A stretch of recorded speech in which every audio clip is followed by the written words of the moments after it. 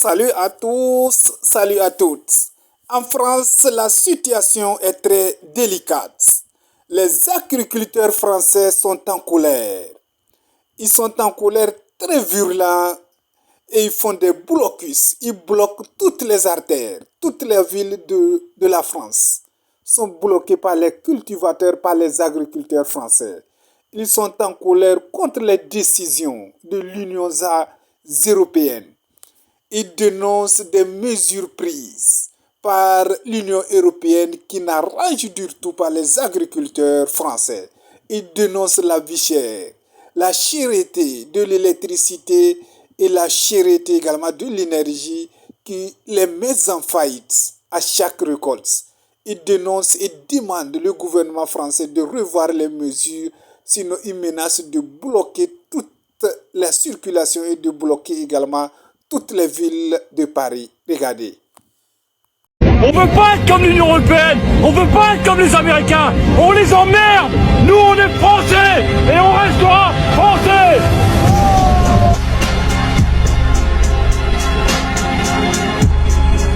À proximité de ce pont, le barrage concerné par ce drame.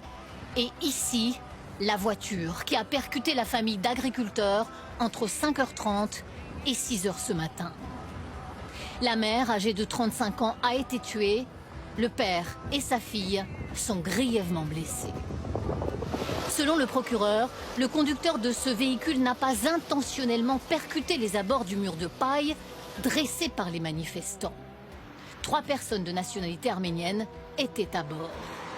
Une certitude, ils n'auraient jamais dû atteindre ce barrage car en amont, une interdiction de poursuivre sur la nationale 20 était très clairement indiquée. Ce qui est sûr, c'est que cette interdiction était bien matérialisée. Il y avait des plots, il y avait des signalisations, ils ont été contournés. Ce véhicule s'est ensuite engagé sur la voie et 3 km plus loin, il a percuté de nuit le dispositif mis en place par les agriculteurs. Une enquête est ouverte pour homicide involontaire aggravé et blessures aggravées. Les agriculteurs de la région, endeuillés ce matin, se rapprochaient des lieux. Tristesse et sidération. Il y a la ligne droite de la rapide, là. Ouais. Et puis il y avait un mur de paille, de bottes de paille, avec une remorque en travers.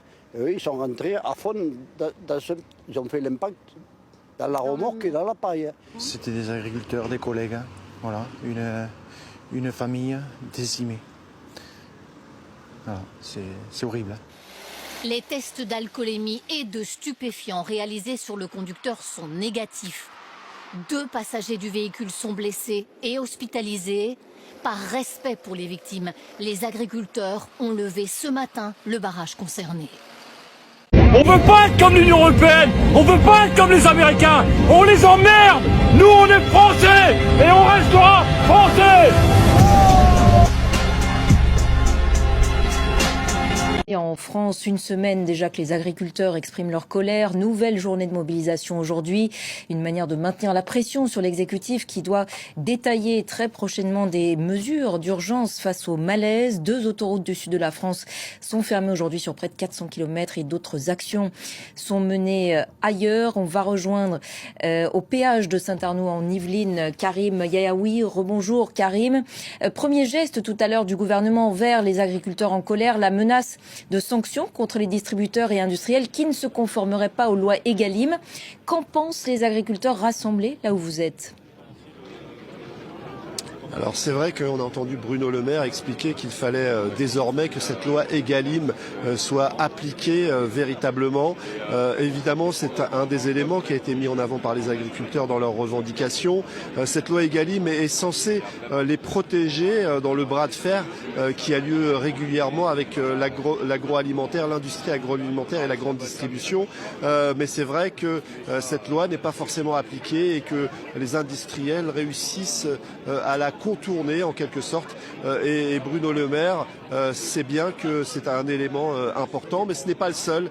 On a rencontré un certain nombre d'agriculteurs qui ont souligné la nécessité que le métier retrouve une forme de dignité, parce que c'est vrai que la crise aujourd'hui on en parle, mais certains vivent ces difficultés depuis de très nombreuses années, et puis la priorité c'est de venir en aide aux exploitations qui sont dans une situation financière extrêmement grave, parce que c'est vrai que le monde agricole est assez disparate, que entre un grand exploitant et une petite exploitation ce n'est pas forcément les mêmes problématiques. On a discuté notamment avec une exploitante bio qui fait des céréales dans la région, et elle, pour elle, la priorité c'est réduire ces tracasseries, ces difficultés administratives qui rendent le quotidien des agriculteurs extrêmement lourd. Donc c'est un problème qui a plusieurs visages, et c'est à cela que doit s'atteler le gouvernement. En tout cas, les agriculteurs veulent des réponses rapides, des réponses efficaces. L'un d'entre eux tout à l'heure soulignait qu'il y en avait assez du blabla et qu'il fallait désormais passer à l'acte. Et on attend donc maintenant les annonces du Premier ministre Gabriel Attal qui est en déplacement en Haute-Garonne. Tout à fait, on attend ces déclarations. Alors on entendait un représentant syndical souligner tout à l'heure que ça ne serait pas forcément le grand soir et que tout n'allait pas changer du jour au lendemain, mais qu'il fallait que Gabriel Attal lance des signaux forts, des signaux clairs à destination du monde agricole. C'est sans doute ce qu'il tentera de faire en choisissant ces mots et en faisant un certain nombre d'annonces, notamment peut-être en évoquant ce que Bruno Le Maire a déjà évoqué sur la loi Egalim, en soulignant sans doute aussi qu'il faut simplifier un certain nombre de process pour que les agriculteurs, par exemple, lorsqu'ils sont confrontés à des catastrophes naturelles, soient indemnisés rapidement, que la politique agricole commune, que les aides de la politique agricole commune soient réparties plus rapidement. En tout cas, toute une série d'axes qui sans doute seront évoqués par le Premier ministre. Est-ce que ces mots seront suffisants pour calmer les agriculteurs ? Ici, on n'en est pas forcément sûr. À noter qu'il y a quelques instants, le président du Sénat, Gérard Larcher, est arrivé ici à Saint-Arnoult et qu'il est en pleine discussion avec un certain nombre d'exploitants et de responsables syndicaux. On a vu ces derniers jours un certain nombre de politiques s'emparer de la question.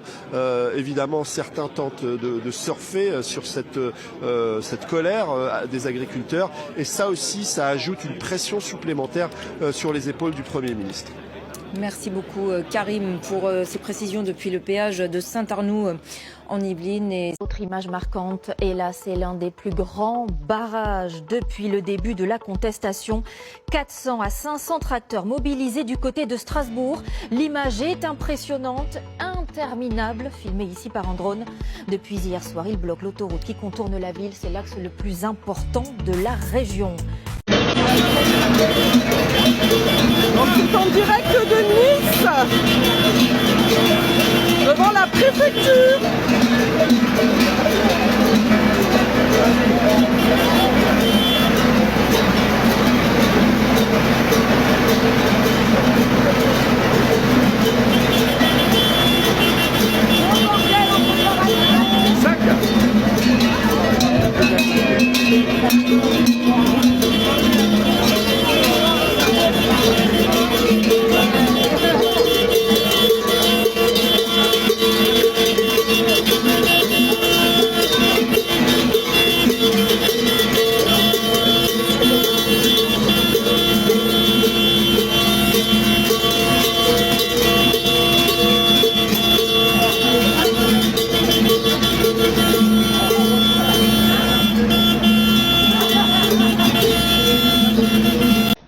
Florent Claudel a la passion de l'élevage.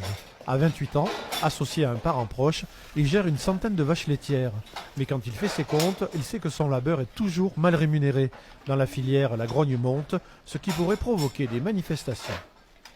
Un jour ou l'autre, on sera dans la rue, on viendra défendre notre métier auprès de l'État et auprès des grandes distributions et des industriels qui ne jouent pas le jeu. Je sais que la profession est très à mal et sera peut-être virulente. Cause principale du courroux des éleveurs, le prix d'achat de la viande bovine ou du lait. Des tarifs trop bas imposés par les grands groupes.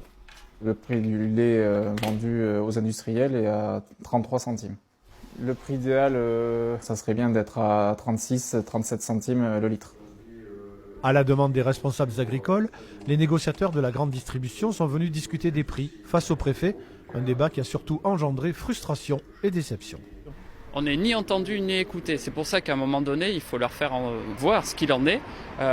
Aujourd'hui, la grande distribution nous demande une baisse des prix de 12%. Déjà, nous n'arrivons pas à couvrir nos coûts de production.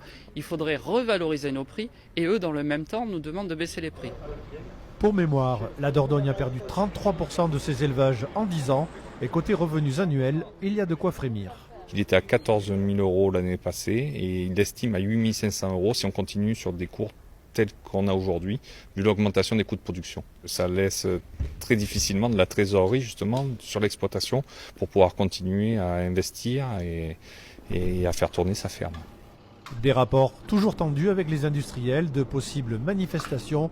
Les producteurs veulent vivre de leur métier pour ne pas disparaître.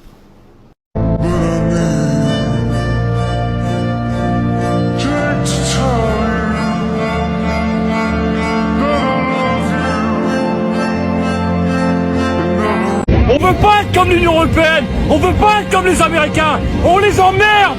Nous on est français et on restera français.